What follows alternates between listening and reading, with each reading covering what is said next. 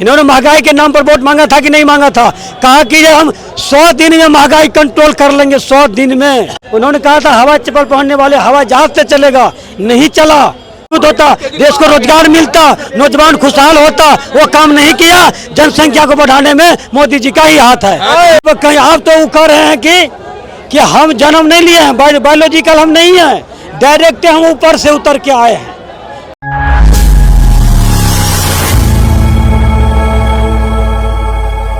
अब क्या कहोगे, मोदी जी को और 5 साल आने चाहिए या फिर कोई और आना चाहिए? मोदी मोदी आना चाहिए। क्यों, क्या अच्छाई लग रही है? 10 साल हो तो गए, होने दे, देखो अब क्या होता है। फिर भी कुछ तो बताओ। क्या बताएं आपको? अच्छे काम लगे हों ऐसे? जो लगेगा वो लगे मुझे नहीं पता। इस तरह से वो राजनीतिक माहौल चल रहा है। इस बार जनता मोदी को वो काम के नाम पर वोट कर रही है या फिर वही पुराना मुद्दा धर्म के नाम पर वोट कर रही है? आप पत्रकार हैं, ये बताइए, पूरे हिंदुस्तान के हर गली गली में इन्होंने भाषण दिया प्रधानमंत्री जी, एक भी काम गिनाया? पहले इन्होंने क्या कहा? यही भाषण कहा कि कांग्रेस के मैनिफेस्टो में मुस्लिम लीग का छाप है। उसके बाद जब दूसरा तीसरा चरण चुनाव आया तब इन्होंने कहा कि मंगलसूत्र छीन लेगा, 2 भैंस है देखो भैंस ले लेगा, संपत्ति का एक्सरे करेगा। कहीं काम की चर्चा नहीं की। उसके बाद चरण में आ गया तो मुर्गा मुर्गी मांस मछली पर चले गए। काम के मुद्दे पे नहीं आए। काम के मुद्दे पर कहीं आप तो वो कह रहे हैं कि हम जन्म नहीं लिए हैं, बायोलॉजिकल हम नहीं है, डायरेक्ट हम ऊपर से उतर के आए हैं। ये भी बोल दिया है, मैंने उनका भाषण सुना, शायद मेरी माँ जन्म दिया होता। ये कैसे बोल दिए बताइए? उन्होंने इसका मतलब है कि वो कह रहे हैं कि डायरेक्ट हम गौड का दूध बन के आए हैं। आई वही नहीं बोल रहे हैं, बीजेपी का सब नेता इस चीज को हवा दे रहे हैं। मोदी का परिवार यही चल रहा है कि गॉड गिफ्ट है, डायरेक्ट उतर के आया है, ब्रह्मा विष्णु यही है। मतलब मुद्दे की बात नहीं किया। अगर इन्होंने 2014 में कहा था कि गैस सिलेंडर को नमस्ते करके वोट डालने जाना, बोले थे कि नहीं बोले थे? इस बार जो है जनता कर रही है, मोदी जी जैसा आपने कहा था मैं वैसा ही करूंगा। मैं भी इस 2024 के इलेक्शन में लोकतंत्र के महापर्व में गैस सिलेंडर को ही नमस्ते करके वोट डालने जाऊंगा। तो जनता महंगाई से परेशान हो रही है। क्या आप पत्रकार हैं? जो जनता कर रही है कि गैस सिलेंडर को नमस्ते करके वोट डालने जाऊंगा, इसका मतलब है कि मोदी जी को वोट नहीं दूंगा, क्योंकि वो गैस सिलेंडर 1100 रुपया सिलेंडर हो गया। तो लोग महंगाई से परेशान हो रहे हैं। महंगाई से परेशान है। मोदी जी ने क्या कहा था 2014 में? बहुत ही महंगाई की मार इस बार मोदी सरकार। इन्होंने महंगाई के नाम पर वोट मांगा था कि नहीं मांगा था? कहा कि ये हम 100 दिन में महंगाई कंट्रोल कर लेंगे, 100 दिन में।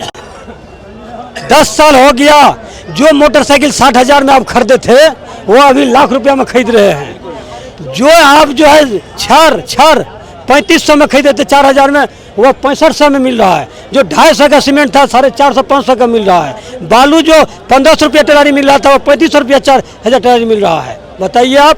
जो डीजल और पेट्रोल आसमान छू रहा है। एमएसपी किसान को नहीं दिया, इस किसान का आय 2 गुना नहीं किया।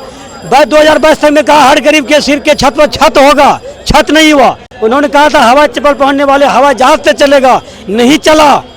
और उन्होंने ये भी कहा था 2014 में जो पाकिस्तान का रुपया मोटा हो रहा है, बांग्लादेश का टका मजबूत हो रहा है, श्रीलंका का रुपया मजबूत हो रहा है, लेकिन हिंदुस्तान का रुपया क्यों पतला हो रहा है? लेकिन आज जो है $1 जो है 83 रुपया प्लस हो रहा है। एक भी काम मोदी जी का हुआ है? नहीं हुआ है। बेटी बचाओ बेटी पढ़ाओ, लेकिन आज जब हरियाणा में गए, 10,000 की नौकरी करे, 4500 किराया दे। उन्होंने कहा हरियाणा में, जो हरियाणा का अगर नाम है तो बेटी के बदौलत है। बेटी जो है गोल्ड मेडलिस्ट है, गोल्ड जीत के लाती है। लेकिन जो बेटी गोल्ड ला करके माननीय प्रधानमंत्री जी का मान सम्मान को बढ़ाया, और जिस बेटी के साथ माननीय प्रधानमंत्री जी ने फोटो खिंचवाया, वही बेटी जंतर मंतर पर साक्षी मल्लिक, विनेश फोगाट और बजरंग पुनिया जैसे लोग धरना प्रदर्शन किया जुल्म के खिलाफ। मोदी जी की आंख से आंसू नहीं बहा, मणिपुर की बेटी के साथ अन्याय हुआ नहीं हुआ, हाथरस की बेटी के साथ अन्याय हुआ नहीं रोया,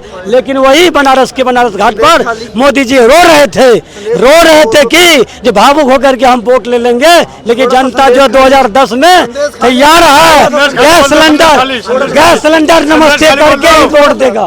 तो माननीय प्रधानमंत्री जी देखिए बच्चे को पता है जो हिंदुस्तान की समस्या का जड़ क्या है, जनसंख्या, विस्फोटक जनसंख्या।